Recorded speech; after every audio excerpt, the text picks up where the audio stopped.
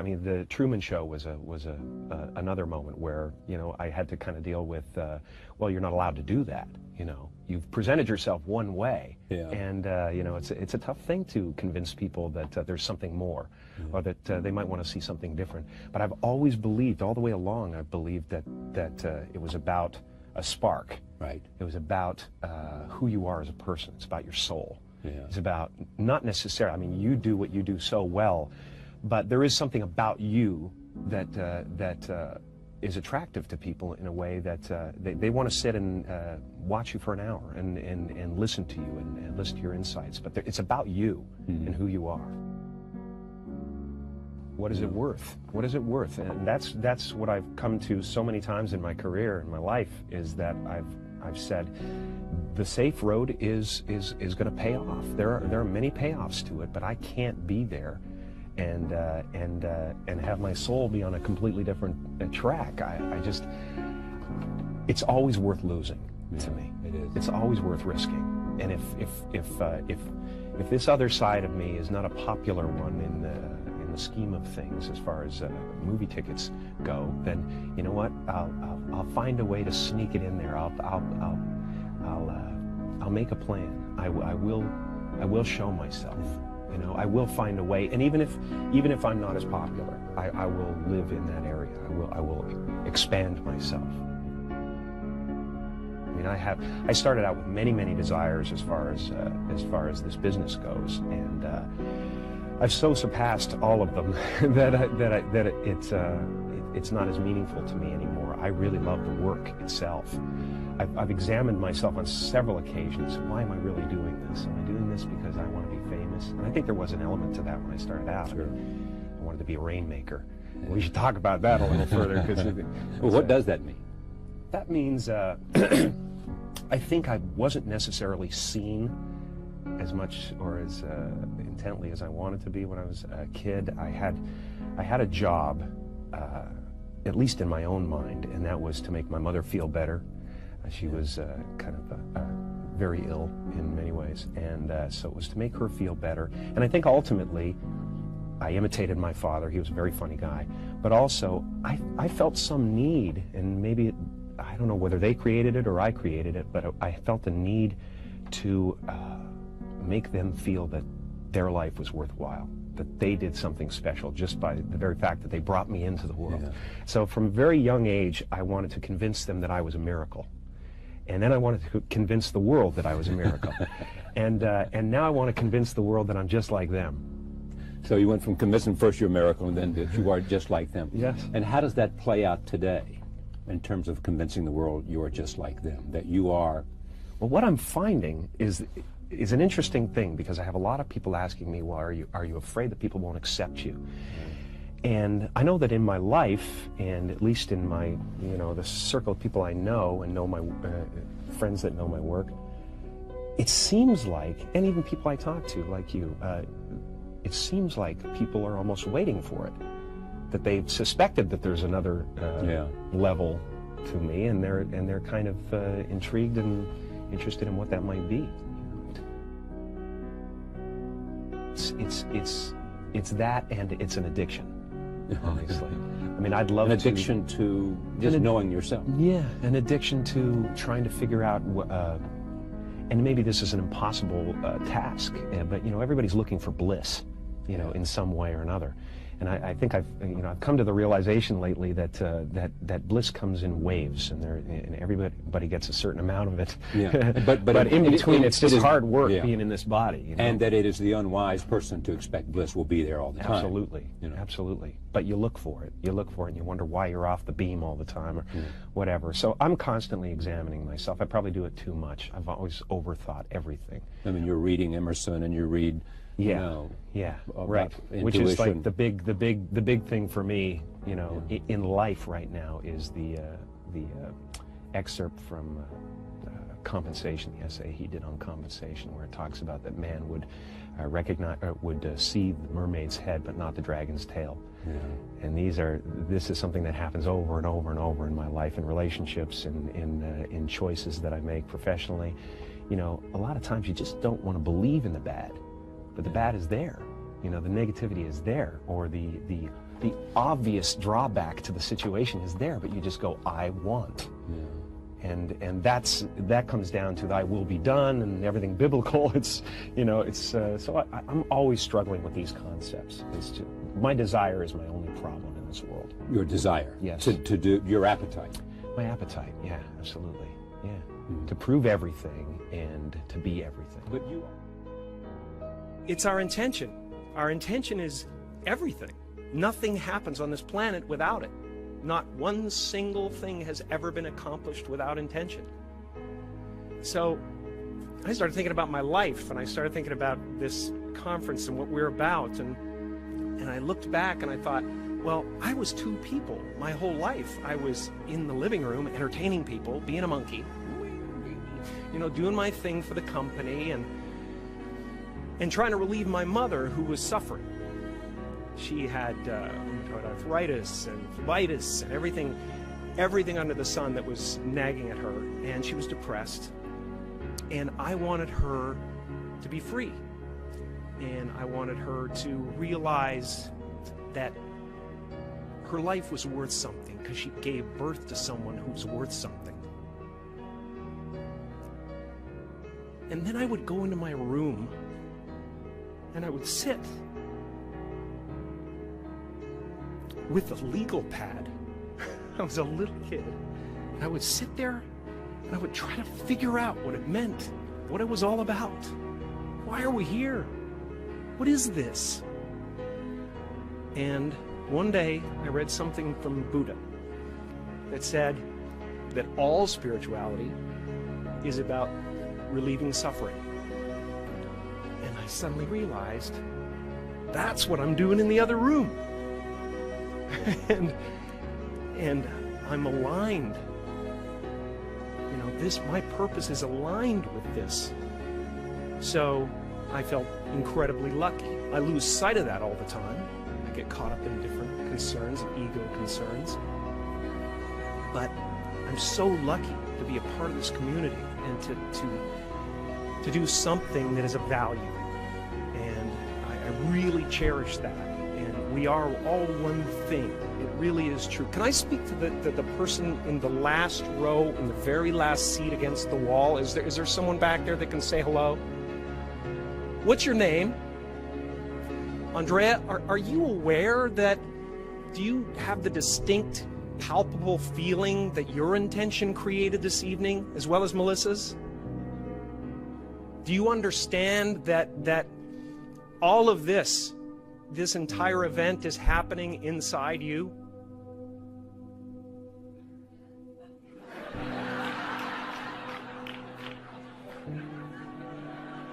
We'll just try to feel it for a second, because it's a trip, man. Some people go to the Super Bowl. I am the Super Bowl, man. I swear. My friends are all going, did you see that play? That was great. I'm like, yeah, but the energy coming out of me right now, man, is unbelievable. I'm just sitting there. I'm the stadium. I'm the vendors outside. I'm the crack dealer on the corner. I'm everything, man. There's no end to it, and it's so much fun. It's so much fun. So I hope you can feel that, and I hope you understand that you are one of the creators of this evening, that your intentions and your desires created this evening as well. And then I hope you are able to ask yourself, why did I get such a crappy seat? And be okay with it. I mean, you're in the last row, in the last seat. And yet you created this.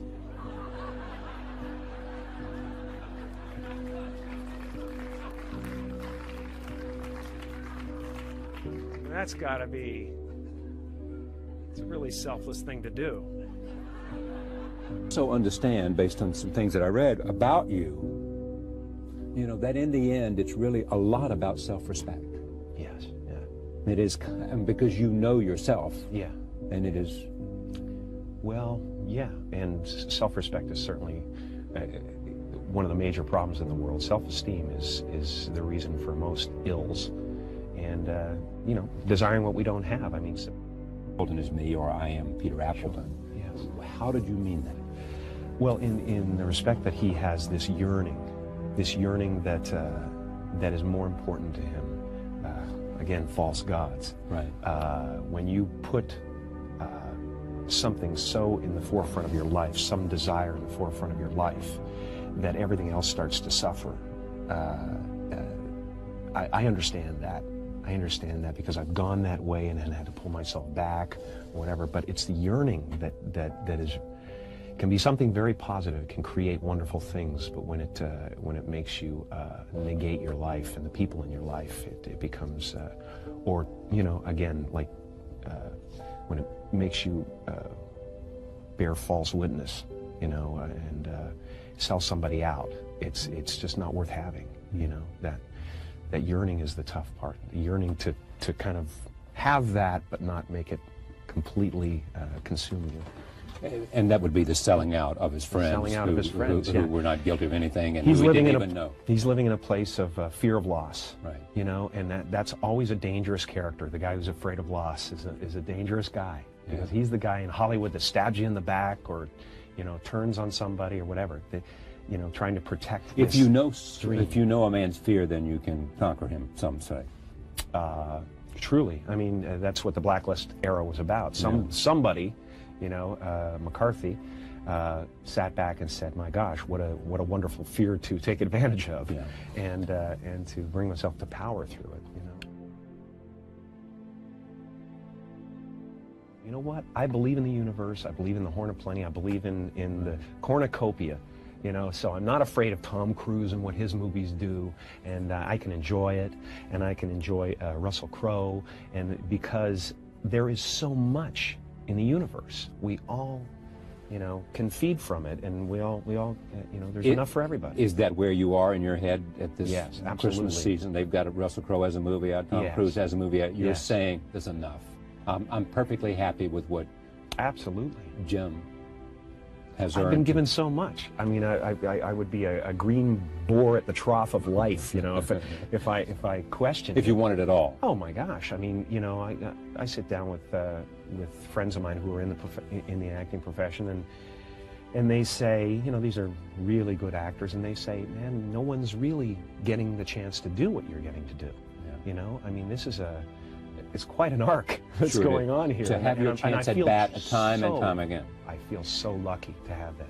But you had to bring something, otherwise they would not continue to give you the chance, and you obviously recognize that. You have to allow yourself to be seen. That's the risk. The risk is, especially for somebody who's comedic, who has that weapon at his disposal.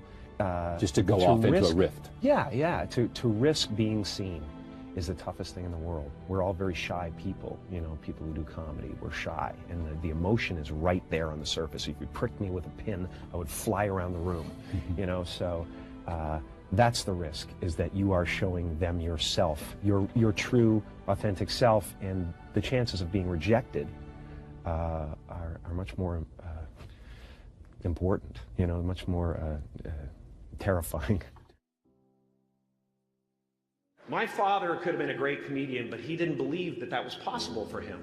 And so he made a conservative choice. Instead, he got a safe job as an accountant. And when I was 12 years old, he was let go from that safe job. And our family had to do whatever we could to survive. I learned many great lessons from my father, not the least of which was that you can fail at what you don't want. So you might as well take a chance on doing what you love.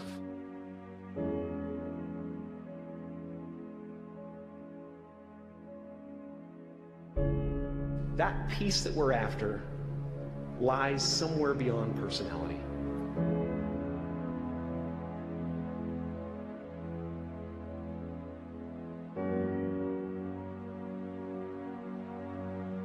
As far as I can tell, it's just about letting the universe know what you want and working toward it while letting go of how it comes to pass. And when I say life doesn't happen to you, it happens for you, I really don't know if that's true.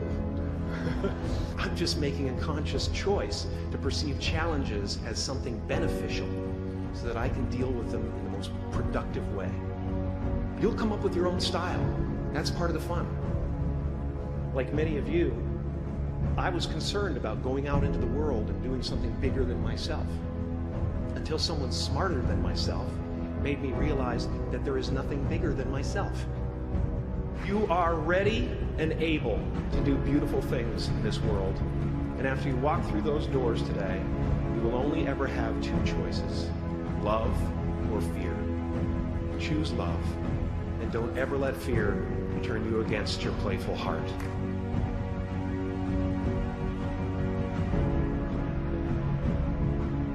You can spend your whole life imagining ghosts, worrying about the pathway to the future, but all there will ever be is what's happening here, and the decisions we make in this moment, which are based in either love or fear. So many of us choose our path out of fear disguised as practicality.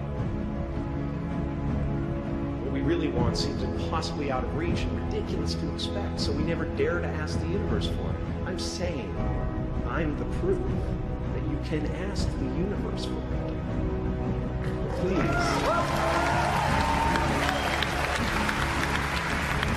I can tell you from experience, the effect you have on others is the most valuable currency there is. Yeah, I would visualize, This is when you were broke and poor. Right, having directors interested in me and people that I respected saying, you know, I like your work or whatever that is. And I would visualize things coming to me that I wanted or whatever. This was in like 1987, 85? Yeah. And I had nothing at that time, so it was like, but it just made me feel better. It made me, at that time, all it really was for me was kind of making me feel better. I would drive home and think, well, I do have these things, and they're out there. I just don't have a hold of them yet, but they're out there.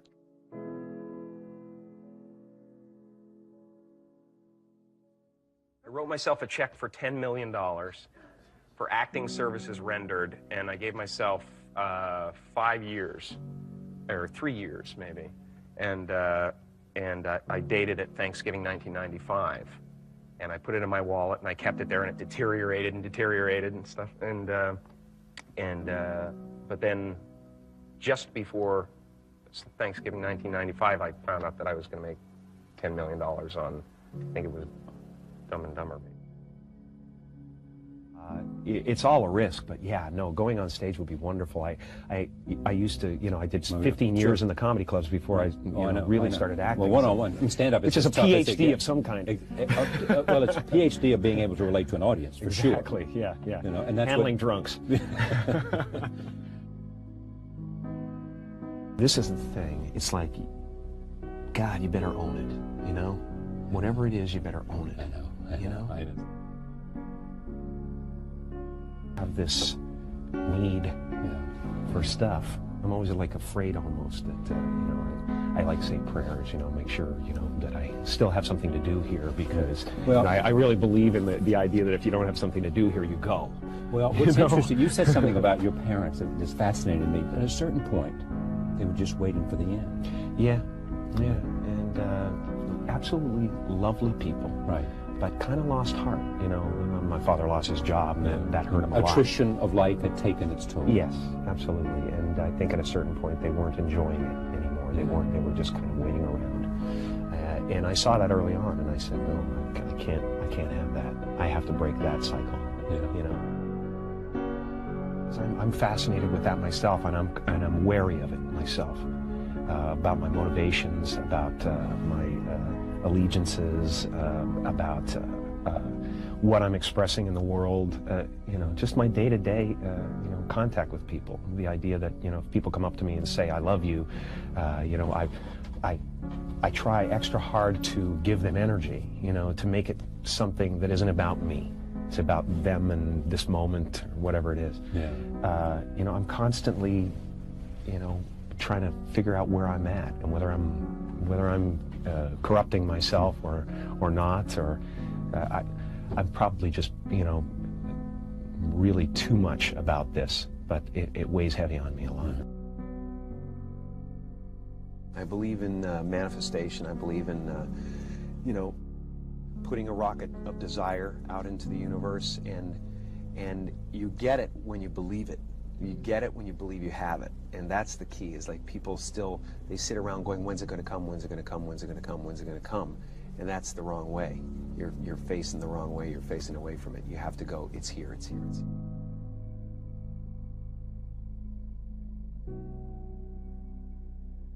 I used to open my arms. I used to sit up there, you know, and open my arms and imagine a giant funnel of gifts coming would come right into from the you. universe. Yes. Honest to God, you could, you know, cut to me there. I'm like this, and if nothing else, it made me feel more positive about where I was. I drove down from Mulholland Drive every night, you know, that I went up there, feeling that I was one of the biggest actors in Hollywood.